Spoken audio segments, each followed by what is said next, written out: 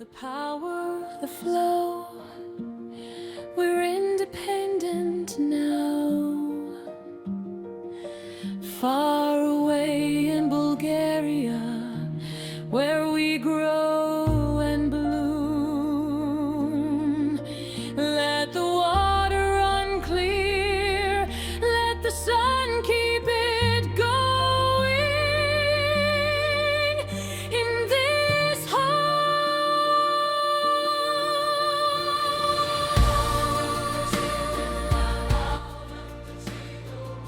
It's good morning for me.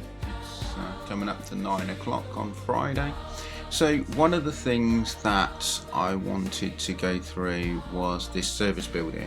So one of the problems which some of you may find in Bulgaria is trying to get hold of all your materials. It's a bit old school, so you go to one shop, you can buy a hammer, but you have to go to a different shop for the ironmonger to get your nails. And then there's a machine shop that does the screws, which is somewhere else. Which is why when you're watching these Bulgarian videos, what you're finding is there's a lot of people going to Praktika. Praktika is quite good because it's got all things in one place, and because it's quite a big store, generally speaking, you're going to get what you want from them. There are others. There's Practice, TE Max, which is really confusing because for ages I keep on calling it TK Max, but you get the idea anyway. So what we have to do is, and probably most of you who are looking at buying a property or renovation over there, and even if you do get a house that doesn't really need renovation, one of the things you're going to probably want to have there is power and water. So what you need to do is have a water filtration system and power. So what the power, it doesn't work the same as what we have over in England. So we've got exactly the same power, don't get me wrong there, but what the problem is that most of their power lines are all overland, which means that they are susceptible to storms and whatever. So you can get power cuts. So if you wanted always on power, it's probably a good idea to have some sort of inverter. And in the summers, it is excruciatingly hot. I was over there in the heat wave this year, and sleeping was a problem, I must admit. What you'd need to do is have some sort of AC in there, and you can buy a solar powered AC grid attached unit.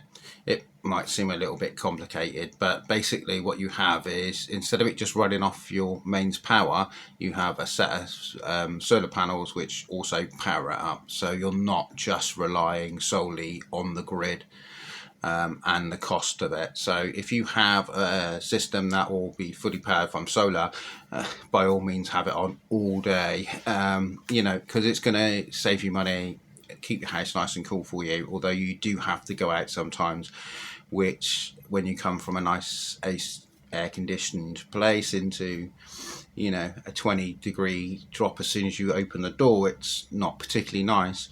But one of the other things over there that's just quite paramount, and probably on everyone's concern over there, is obviously water. So the water over there, filtered and everything else, is quite nice. So a couple of the villages, their water is contaminated. So the local water board, we'll call them a water board. They're not water boards over there, they're completely different. So you'll have a water company, and then you'll have like a health ministry that deals with the water and agriculture.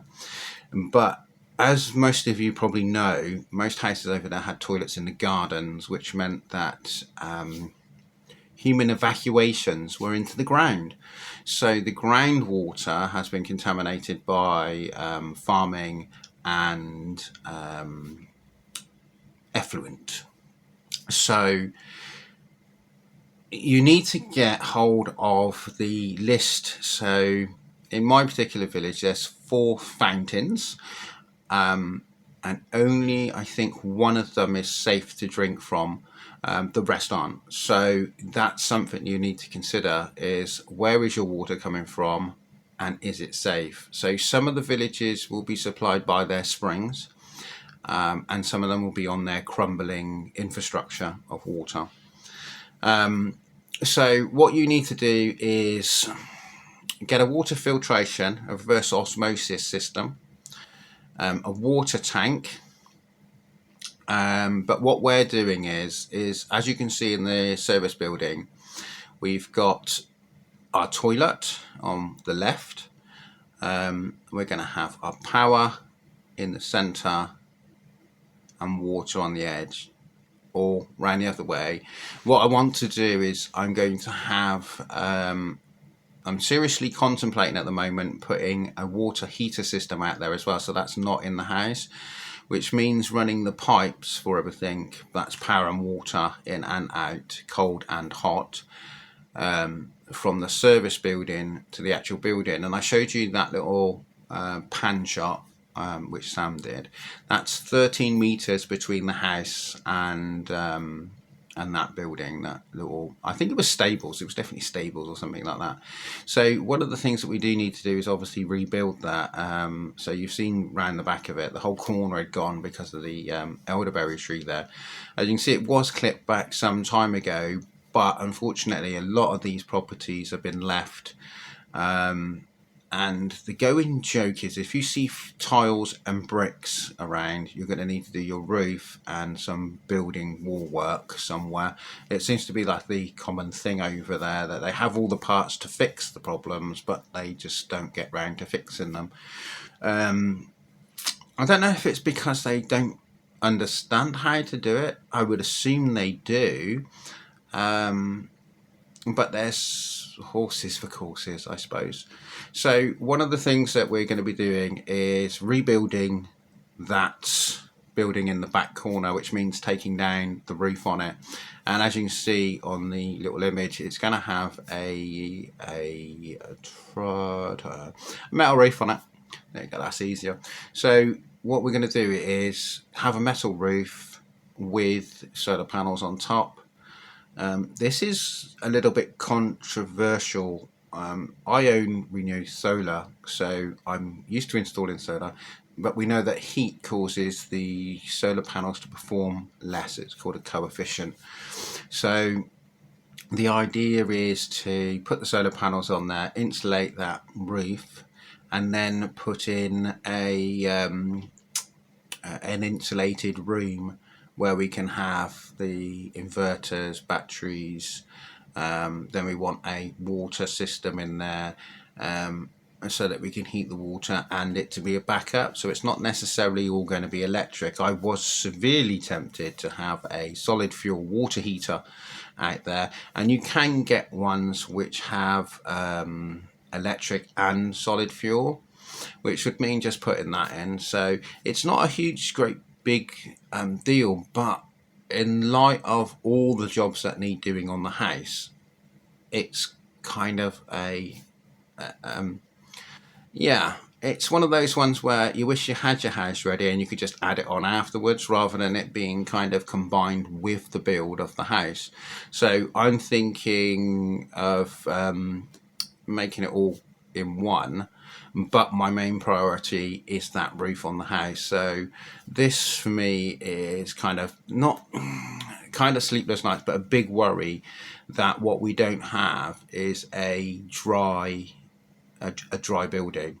Now my work should be okay, but you know when you always got that little bit of doubt. So I've got a little bit of doubt of whether that roof will leak or not. And bearing in mind that it was only a couple of months between the visits, that 5 tiles had broken anyway. So by rights, by the time I get back, I should have 10 broken tiles and possibly a couple of leaks. So I'm not, balance of probabilities, it's going to leak somewhere. So one of the things is, obviously, and you've probably seen the inside of the roof, there's a couple of joists that need replacing, battens need replacing, the end of the ridge into the from the summer kitchen into the house needs doing. The summer kitchen roof needs actually attaching to the house wall because it's just lent against it. It's concept of roof rather than actual roof. So the idea is to go over, strip the roofs, resurface the roofs, rebatten them, and then put all the tiles back on. We've got enough tiles on the property to tile it. But it's one of those things where you're sitting there going, all right, I need to get this done. It's a big job to do. Getting the help to do it and all those kind of things is really important. So, this is where we're going with this. So technically the house will be off grid. And if you watched our early videos and the roundup I did, you'll notice that I've put all the electrics in ready for having solar, so we can switch over. I have to move the grid connection as it currently goes over to the main house in the hallway, and it needs to come over to the summer kitchen. It looks like it was there at some point. It looks like someone's been at the wiring of the house, shall we say, at least 3 times, because I keep on finding fuse boxes and bits and pieces which would indicate a complete overhaul of the electrics. Although if anyone saw, the house original inside electrics were a good standard installation for what it was. However, it's not conducive to modern living. So basically all they were installed for were lights and maybe a radio, and possibly I wouldn't go with putting an electric cooker on them. Simply because the wire's too thin to hold the currents, and it was so old. The building, I believe, is sort of like 120 years old, something like that. And you can see in the summer kitchen that the building's a lot newer, although it's probably a good 60 to 70 years old. So you've got 2 different builds, 2 different qualities and everything else. So it had to be changed. We're thinking of putting in a kitchen into the summer kitchen area, and we're thinking of where we're putting the stairs in, as you probably know from series 1. But the real work won't start now until 2026. When we go in there, and we're going to try a major push into the build and getting it up to scratch. So our service building, power and water, it's not quite a priority to get done. It's that roof that needs doing. And I don't know if you've seen the barn roof. The barn roof's actually it's not mounted to anything properly, and it's pushing over onto the house roof. So I actually have to, before even touching the roof on the house, I have to sort out the end of the barn, which means actually having to build in a structure, because but the support beam next to the house is broken. And it's not actually holding anything up. You can get a stick and move that joist, it's rotten completely. But what's happened is, where they lean everything against, you've got the 2 wooden struts, we'll call them for non-lay people, and they're pushing up and they're hitting on the edge of the roof of the house, and that's what's holding the whole roof up on the end there. But the second joist along is very stable, so what I have to do is support the roof from something else. I was tempted just to get a digger out there and go, oh, actually, if I hook this in here, can you just drive that way a little bit? Because the whole roof's tipped over. It's a normal function of a roof anyway to be like that. It's just that it's gone like that over there, and it needs to be sorted out.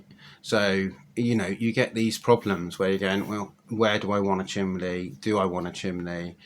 I have to, before I can do this job, I have to do this job. I need this as well. And it's this sort of thing that's really come in to be a bit of a problem. It's just like, before we do this, we need to do this. And it's sorting out all the things over there. It's like the bathroom and toilet, all the windows and doors. We tried to sort that out via a Facebook group, got let down, never heard nothing back from them. Then we had... then I had to cancel, because of the late deliveries and everything else, I had to cancel the groundwork, which was for the drains for the bathroom. And then obviously the electrical work got put behind and everything else. So we had so much to do and little time to do it in, and I was at a limit anyway if everything was on time. It just transpires that if you order anything online in Bulgaria, it can take a little bit longer to get to you, and you have to have a Bulgarian number that works. So that was my bad anyway, because I presumed that my Bulgarian number would work and it just didn't. So anyway, that's probably about it for the roundup. So what's your ideas? What should be the priority? I know that a lot of you, when I posted up the chimney picture, said take it down, it's going to fall. And yes, when it wobbly up there. But hopefully that's, solved that leaking problem up there. And then it's next problem. This is when we went and I had a look at the house. I said to Sam, who really liked it, and said, I like that one, I want that one. I said to her, this is a house of 1 million small jobs. And so it is a 1 million small job house today. I mean, if you've looked at the pictures, you'll probably say, oh yeah, actually it's quite nice. It probably will be nice when it's finished. It's just 1 million steps to get there. So if you like the videos and you like the channel and you want to see us struggle in next year, then do subscribe and keep an eye on the videos. I think my next video is going to be about if you're tempted to buy in Bulgaria, should you? And it's probably one of those real... I have given quite a few people advice on buying over there and where to go to find decent estate agents and decent prices, because they are marked up for the English market. Okay, bye.